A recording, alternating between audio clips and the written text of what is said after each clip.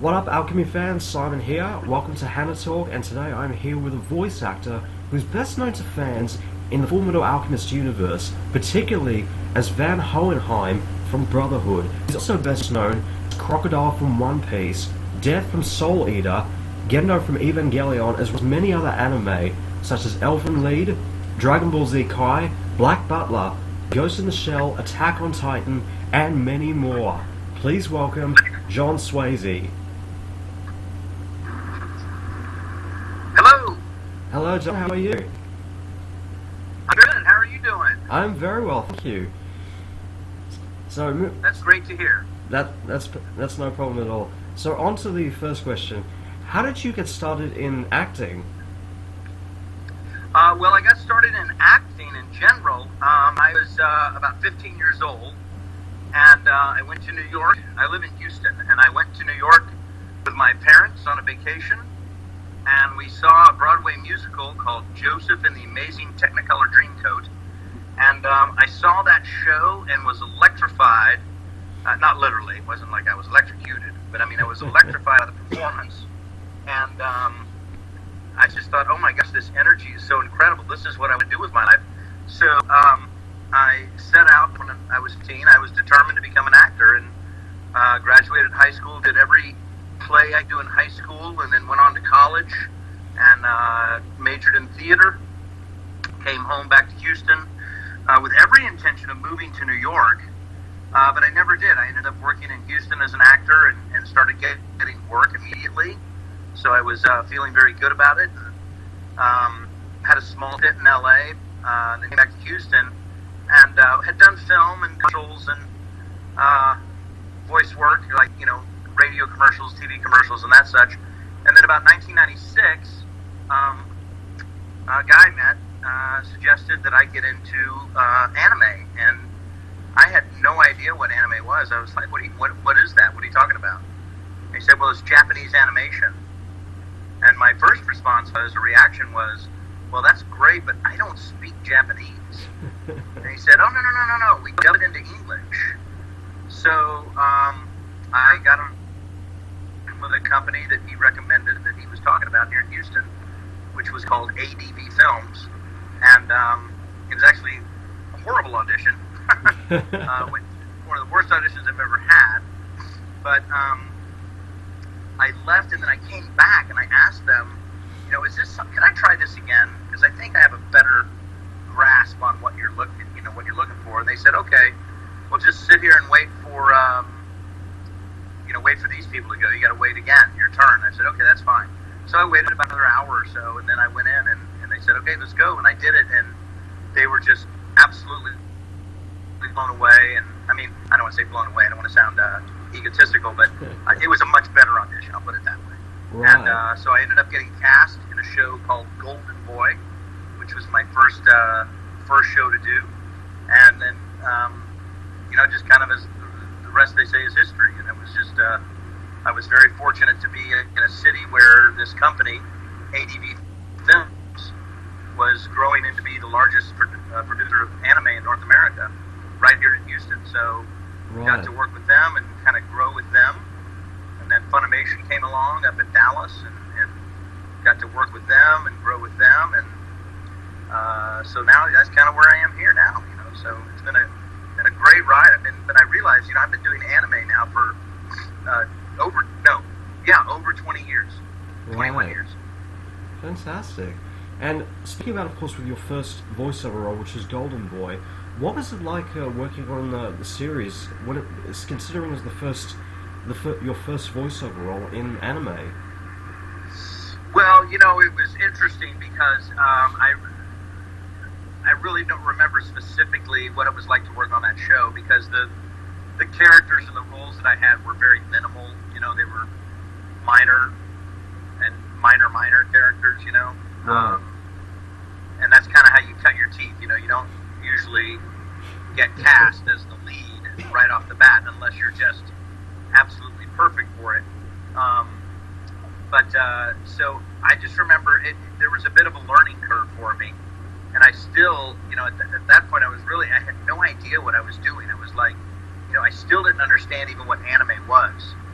and I didn't understand the audience. I didn't understand the people involved. It was just I'm doing voices. I'm getting to do voices, and I'm getting to act, and it's a lot of fun, and I'm being paid to do it. So I'm not going to question it. I'm just going to kind of blindly go forward and enjoy it. So that's kind of what I did. And of course now things are a lot different, and I've done much bigger characters, and certainly understand the whole genre a lot better, and more importantly,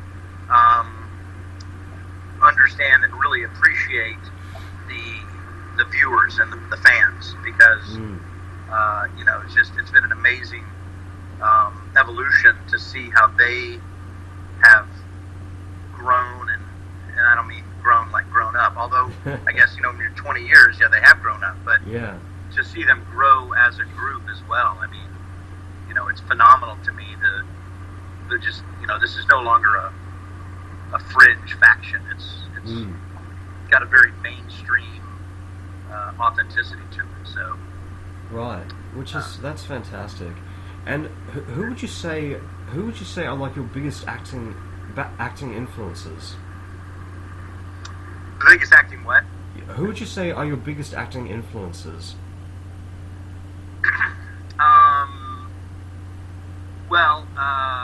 For voiceover, I would have to say like a Phil Harris, who played Baloo in the original Jungle Book movie, the Disney Jungle Book. I loved Phil Harris.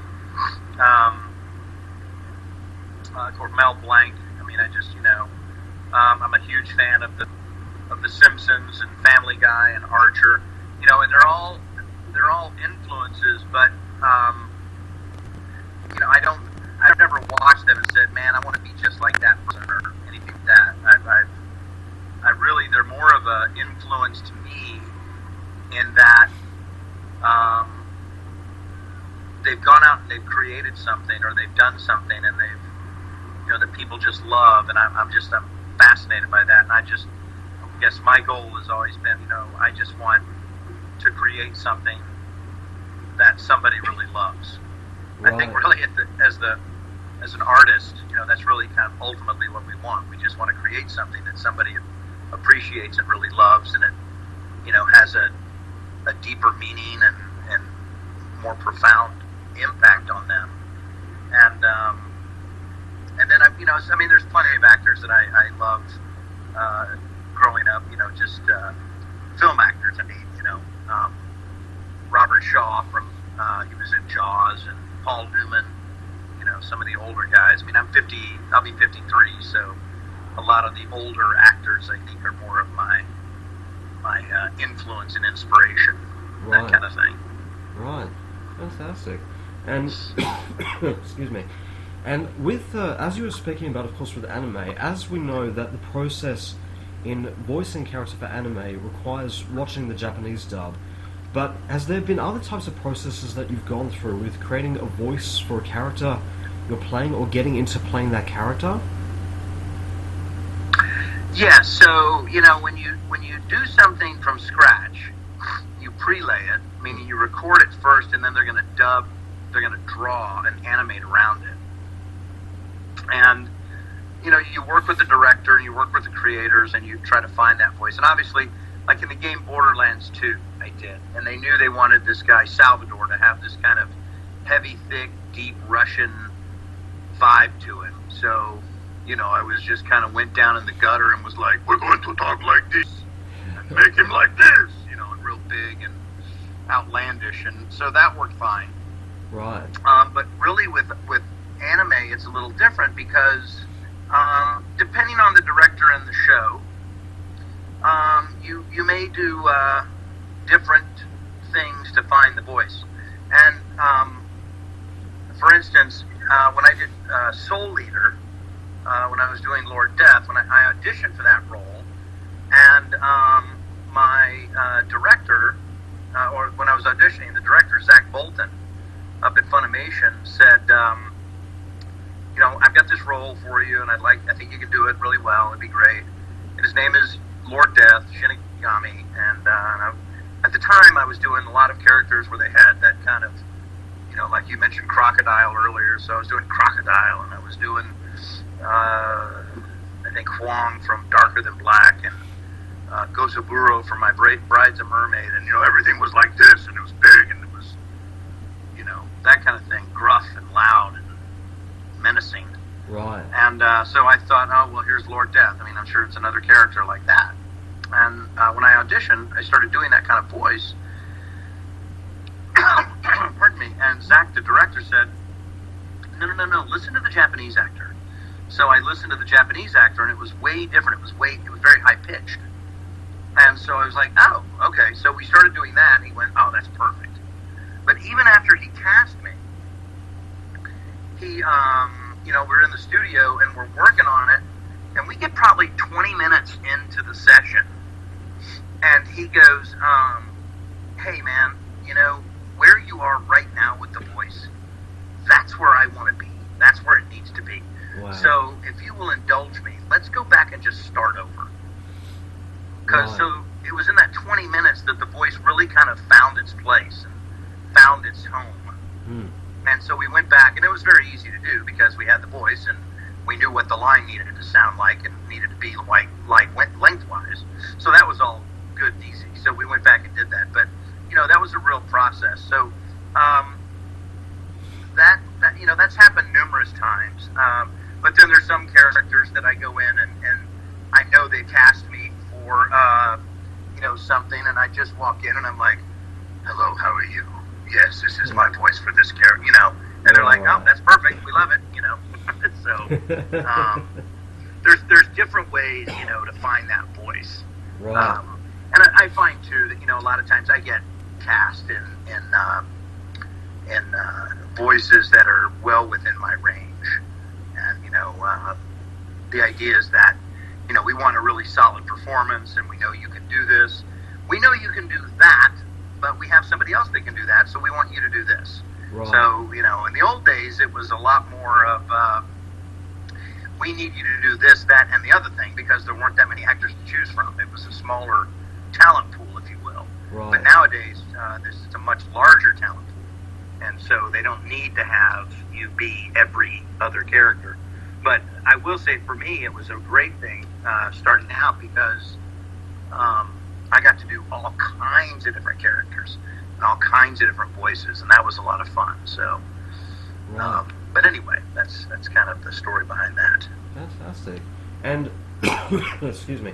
And when you were speaking about, of course, with how anime was back then, where you had to play multiple characters in one series, would you be wanting to see yourself doing more roles more anime like that, more series like that? Would I like to see myself doing more stuff like that? Multiple roles within one series, as you were just describing about. With how... Yeah, I mean, for me, it's a challenge, and I love to do that kind of thing if I can. Right. Like I said, though, it really doesn't. It really doesn't come up as much now. What you will do still, I mean, I still kind of get called on. I'll if I'm not a main character, for instance, I'll get called upon to do. Okay, we need you to do. You're going to do this character, and he's pretty big in these 2 episodes. But he's only in these 2 episodes. So in all the other episodes, you're going to be playing Soldier B and Farmer A and Citizen 1 and, Panicky Guy and all that kind of stuff. They might have 2 or 3 lines here and there, but they're not nearly as major. But still, it's an opportunity to really get to expand your vocal range and your depth, and get a chance to really have fun and play around. And I'm also directing right now, which is fun. Because if I go through the show and at the end of the show and I've missed characters, instead of bringing people in, I'll just go in and do them myself. So unless it's a woman, but I'll go in and just make up different voices and kind of fill in the holes. Right. And as you were just talking about just then, with you also being a director as well as being a script writer, what's that process like with being? Have you ever worked on any shows where you had to be not just the voice actor, but also director and scriptwriter, and what's that process like? Well, I've never really done any shows for where I've been the scriptwriter. I've done shows where I've had to rewrite stuff kind of on the fly, but never where I've been the primary scriptwriter. But I do shows where I've directed and have had characters. in the show. So it just depends. Sometimes I'll have my friend Kyle Jones, who's another director over at Sentai, where I direct. If he's available, I'll have him come in and do some voices for me, and then I'll say, okay, now while you're here, I need you to sit in the director's chair and just direct me. Right. Otherwise, I have to direct myself, which is fine. It's just not always as objective as it probably should be. Right. So I have to rely on my engineer, and it really is it's a team effort all the way around. So. Right. Because that kind of like reminds me in a way with Ben Affleck when he's of course working on the Batman movie.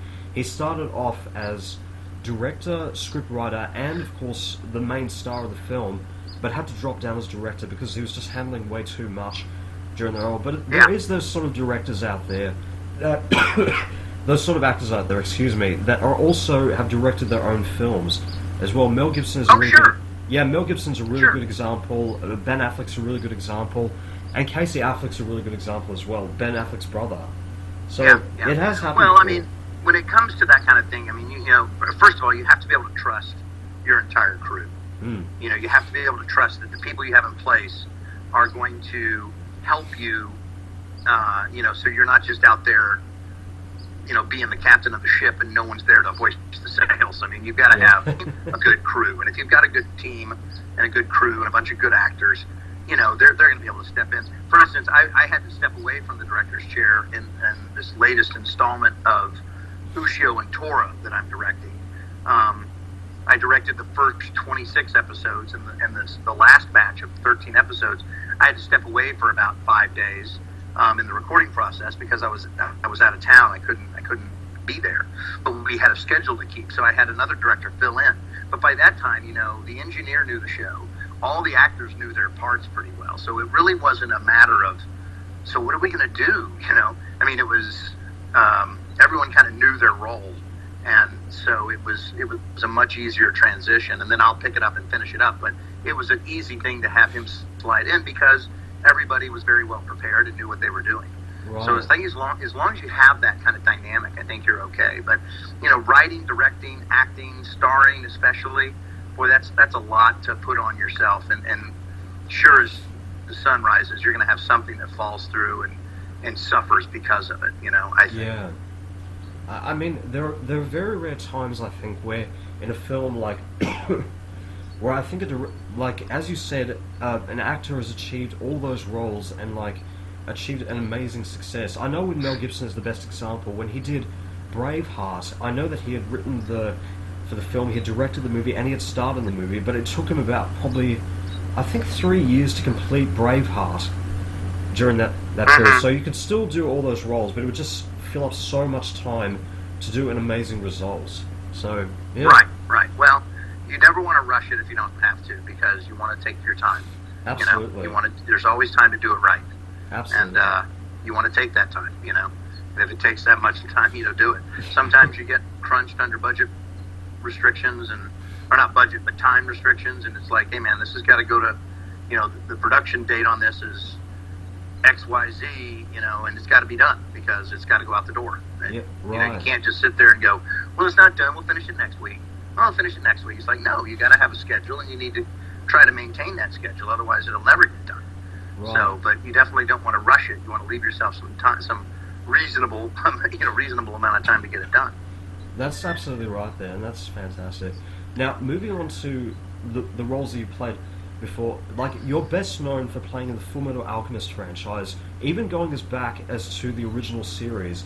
How did you get to play in the franchise, and what has it been like playing in the series? Well, the first thing I did, that was actually the very first thing I did for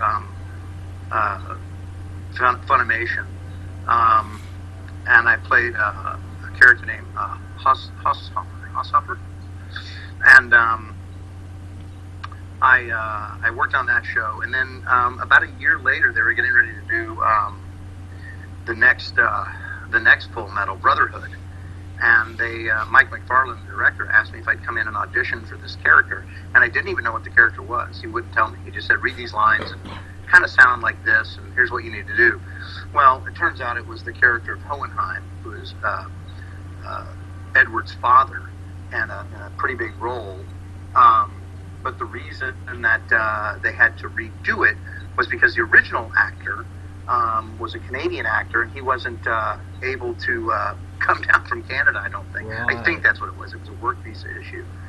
And anyway, so they had me do it and kind of fill in, and I, did the role and did all the stuff, and it turned out to be great for me. I certainly loved it, but it's been a great franchise to be a part of for sure.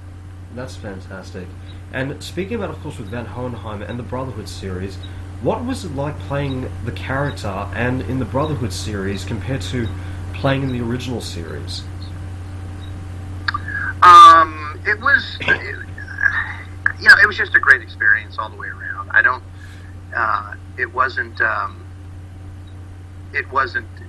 It just was fun. I don't know how else to put it. It was great. Sometimes you don't really realize kind of what you're doing as far as how big something's going to be.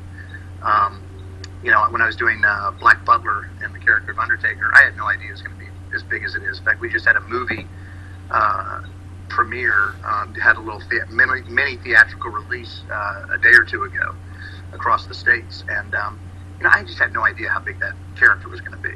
Right.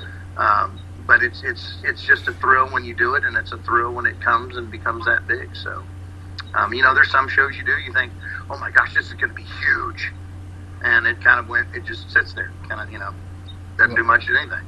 Right. It's not bad, it just doesn't have that, spark. Right.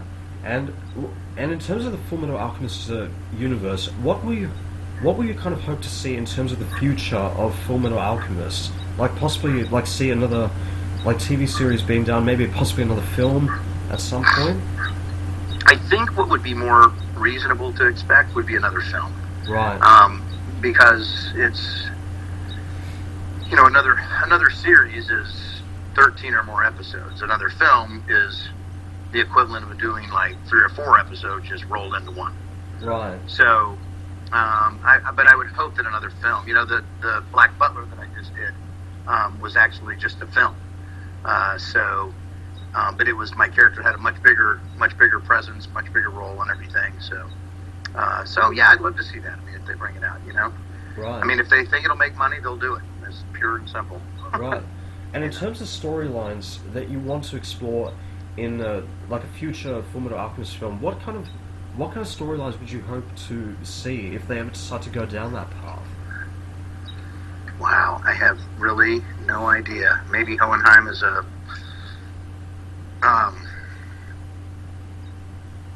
vaudeville performer. I don't know.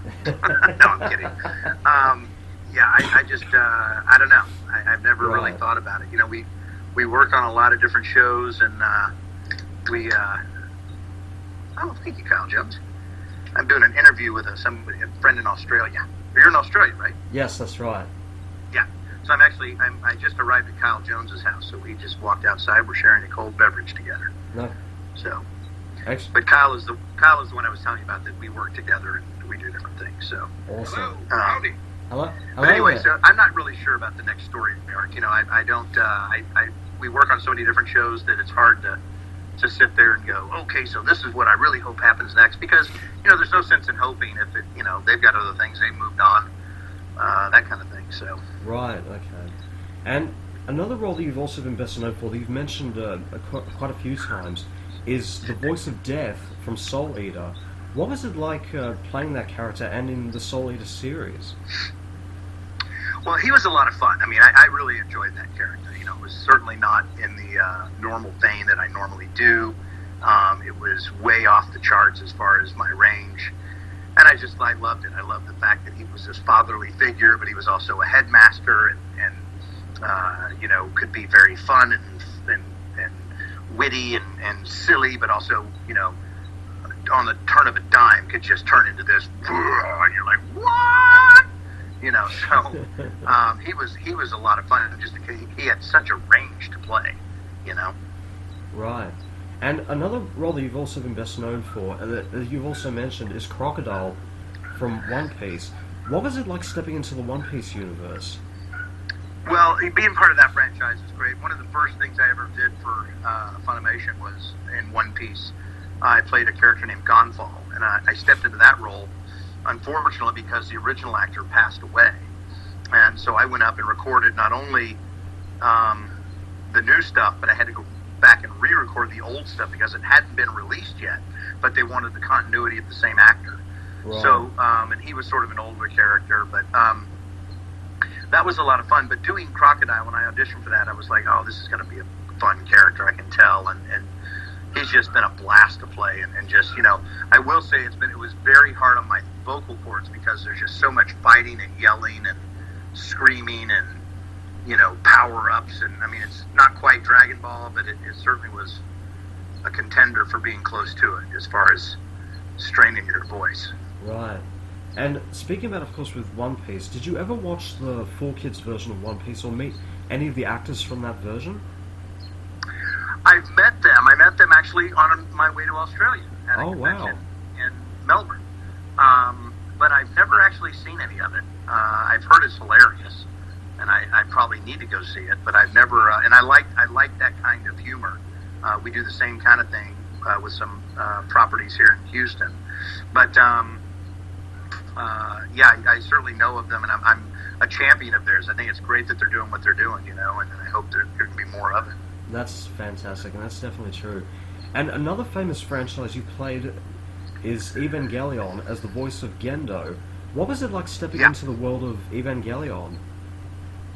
Okay, so again, that was a character, Gendo, that I stepped in to play because the previous Gendo was removed from the show.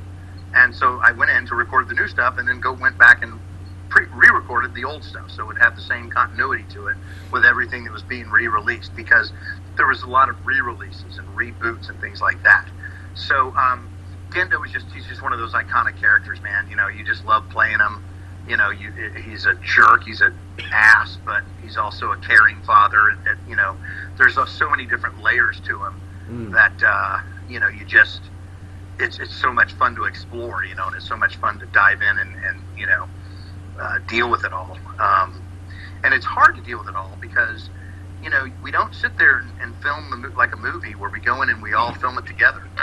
We just, we're in there to do our lines and, we're out the booth. So right. on 80 hours of recording, my character might have 15, right. Or even less. So it's not like I'm in there for the whole session and get to see everything that happens and transpires and all that. So you really have to really rely on your director to sort of guide you along the path of where the character needs to go. And in that case, Matt Greenfield, and then later on, Mike McFarland did a fantastic job in doing that. So it was an honor to be a part of that. That shows like that, Full Metal, all the shows I've done have just been a real honor to be able to be a part of, So I've just kind of taken it with that and said, okay, thank you, Lord. It's all good. Fantastic. And you also played in other anime such as Elven Lied, Black Butler, Ghost in the Shell, Dragon Ball Z Kai, and Attack on Titan. What was it like working on those series, and what was particularly like your favorite character and series to work on? Well, again, I'll go back to what I was saying earlier in that, you walk into the studio, you play these characters, and you walk out. And in a lot of cases, you walk into a studio, you play that character, you walk out of the studio into another studio, and you jump into another character. And then you leave that studio, and you go to another studio, and you jump into another character. So there's not a whole lot of time, room, whatever, for going, okay, so I really need to get into this character, I really need to psych myself up, What we'll do mainly is we'll have vocal references, like here's what your character sounds like in Elephant. Here's what your character sounded like in Ghost in the Shell, And you're like, okay. And then you kind of let yourself get into it in the moment, and then you're off to the races. Right. Again, we've been doing this a long time. Time is money. And, we're not in there to spend hours upon hours going, what do you think about this line? How should we deliver that? I mean, it's more of a, I don't want to say factory, but it's just more of a, there's a workflow, and you don't want to break that workflow. You want to keep it going. And you're going to get a better performance out of it anyway, because you start to get a rhythm going. Right. So, and it's just true of any show. Right. Now, I will say, one show that I did was a film by Mamoru Hosoda called The Boy and the Beast, and I played Kumatetsu, who's the Beast. And that show, we did spend a lot of time. It was a film, so we did spend a lot of time really honing the character, really finding the voice, and it was, I got to see the whole story arc in the recording process. Whereas, if you do an episode of 13 episodes, you may only record 5 episodes at a time, and you wait for the next 5, and you wait for the next 5. We're doing these anime dubs. I'm doing a show right now called Alice and Zoroku, where I play Zoroku, and we're doing 1 or 2 episodes at a time. So I don't even know what's happening.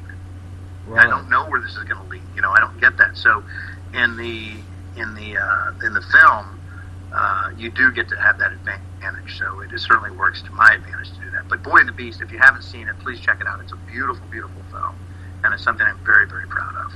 And that's definitely for all the listeners out there to definitely check out. And going on to, excuse me, but going on to one of the roles you played in the past, which is Elven Light. Interesting bit of trivia out there for fans out there. That show actually was the inspiration for the creation of Stranger Things. So, I didn't know that. Yeah. But moving on to one of the roles you've met, another big franchise you played in was Dragon Ball Z. What was it like stepping into the world of the Dragon Ball franchise? Well, again, it goes back to what I said earlier. It's a thrill to be a part of it. It's a thrill to say you're a part of such a great franchise. That was Dragon Ball Kai that I was in, and I'm just it was a thrill to do it. I mean, I didn't necessarily go into it going, oh my god, but I did go into it going, well, this is going to be fun. I'm gonna really, I want to knock it out of the park, and you want to knock it out of the park with everything you do, but there's certain roles you get, and you're like, okay, I really want this to be fun. I really want this to be good, and you go in and you have fun with it, and when you do have fun with it, it's almost effortless because you just really connect with the character. So, right. But that's true when whether you're doing Dragon Ball, you connect with Fullmetal, or any of them that are right, are fun. Right, fantastic. And will we hope to hear you in Dragon Ball Super at some point? Well, I hope so. I don't know. Right. I just auditioned for some stuff. I haven't heard back if I got it or not. I'm kind of assuming I didn't because I think I would have heard by now. But we're always auditioning for new things, and always things pop up. And sometimes things pop up that you didn't think you got, but somebody else got it. They couldn't do it, or for whatever reason. So just kind of depends. Right. And so we'll have to see. Right. Fantastic. And talking about, of course, with Dragon Ball Z, but also Ghost in the Shell.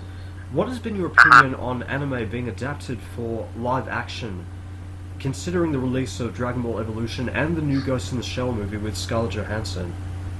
Yeah, so I think it's fantastic. I have not seen it, but I think it's fantastic, and I think if Hollywood can really get it right, they've got an amazing catalog of films with which they can make movies from, right. because there's a gazillion of them. Absolutely. But the first one for me was Pacific Rim, because that was essentially Evangelion. But this one, that was kind of it's not called Evangelion. We're just going to make it look like Evangelion. Well, now they're just going, this is live action of this anime. And if they can get it right, I mean, they've got enough technology now. If they can get it right, it should be great. And I think you should enjoy it. I wouldn't try to compare it to the anime or anything like that. If it's good, if it's enjoyable, then take it for what it is and have fun with it. But I think it's a great opportunity to reinvent it and re-express it and see what happens with it. Right. And while on that subject, what's one series that you've worked on would you want to see turned into a live action film or TV series? Fullmetal, for sure. Fantastic. Or actually Black Butler. I think Black Butler would be great because it's such a period piece. Right. That would be fantastic as well. Mm-hmm. Now, as an actor, what was the most challenging Simon, role? Simon, Yes? I don't want to rush you, but Final question. What What's next for John Swasey for the fans to know about? Okay, so right now I'm directing a show called Ushio and Tora. I had a lot of fun working, and it just came out. It's not new, but it just came out within the last year, called Akami Ga Kill, directed by my good friend Kyle Jones. I play a character called Bowles.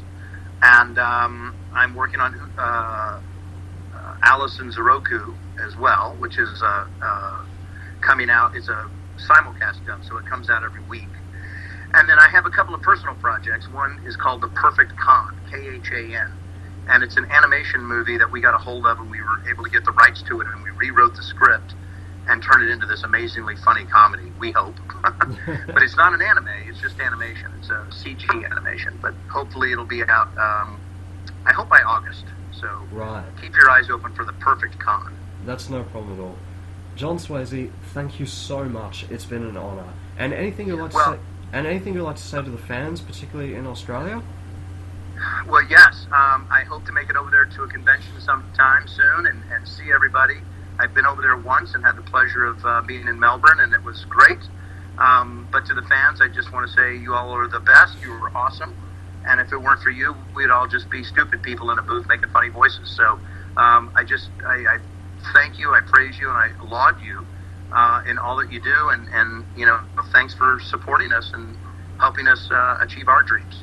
That's no problem at all. And thank you very much as well. Wait, what part of Australia are you in? Melbourne, Australia. Oh, you're in Melbourne. Well, I hope to make it over to Melbourne again. It was a beautiful city. I loved it. That's fantastic. No problem at all. And I would say to your fans, the fans of the show, anyone listening, if you'd like to see me, just contact the convention and go, hey, how do we get John Swasey? And they'll, they do what they can. So, like I said, I'd love to come back and say hello. One of the things I love about conventions is that it gives the actor, me in this case, a chance to really connect with fans and say hello and shake hands and give hugs and just connect with them. And when I started doing this, there might be 2 or 3 conventions a month, Simon, and now there's 8 or so a week all over the world. Wow. And it just shows to me the just how powerful these conventions and the fans really are now, and how much control they have, and how much they're driving this entire machine right now. So I just say, well done, and keep it going. Absolutely. John Swasey, thank you so much. Thank you, buddy. That's no problem. And I hope we get a face-to-face soon. Absolutely. Well, guys, if you'd like to find out more about John Swasey, you can check out his links down below in the description, as well as my links below. And don't forget to subscribe down below to HannaTalk, as well as check me out on Facebook and Twitter. And remember, any questions or any requests you guys have, leave below in the comments. Thank you so much. This is Simon and John Swasey, signing off. Bye-bye. Bye.